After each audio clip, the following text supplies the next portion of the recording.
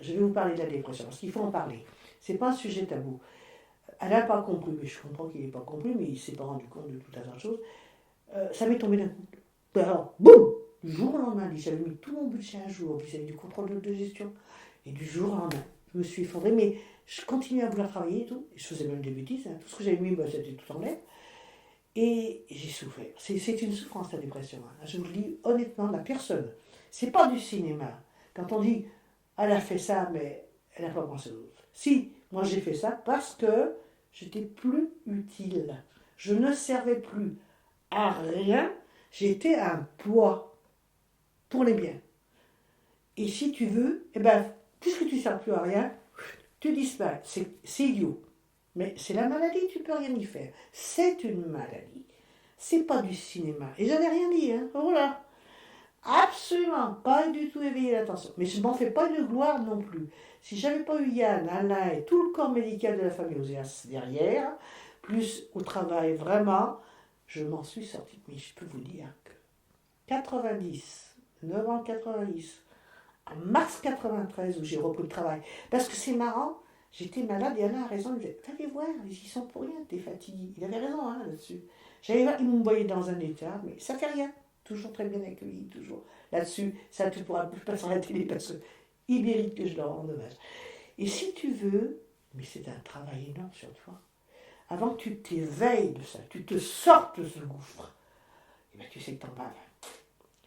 Et surtout quand tu as un peu de conscience de voir ce que ça peut, ce que j'avais connu maman, ce que ça peut créer, tu te sens que tu fous en l'air des tas de choses que tu arrives à construire, que tu vas démolir, et tu dis, mais tu peux pas. Tu peux pas. Qu'est-ce que tu veux faire? Tu peux pas.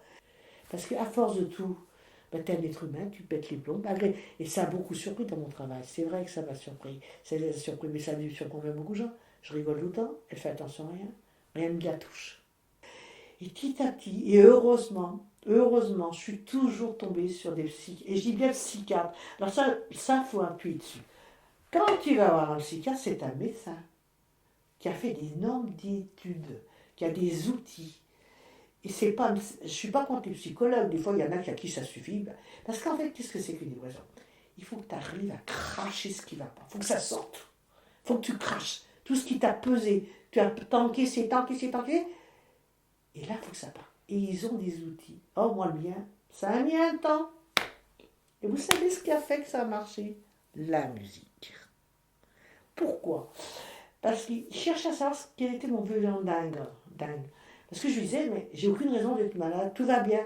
Il m'avait déjà dit, vous savez, Madame Ozias, bien souvent quand on a une dépression, qu'on a eu un vécu assez difficile, c'est au moment où tout va bien, vous craquez.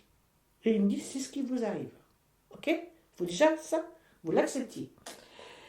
Et après, il cherchait, il trouve. Et puis, je ne me rendais pas compte, hein, parce qu'au début, je partais, j'arrivais, bonjour, au revoir, hein, je partais.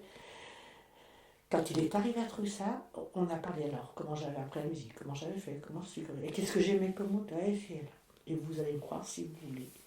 Il m'a guéri de soigner jusqu'en 93, et vous savez ce qu'il a fait? Et ça, c'est beau.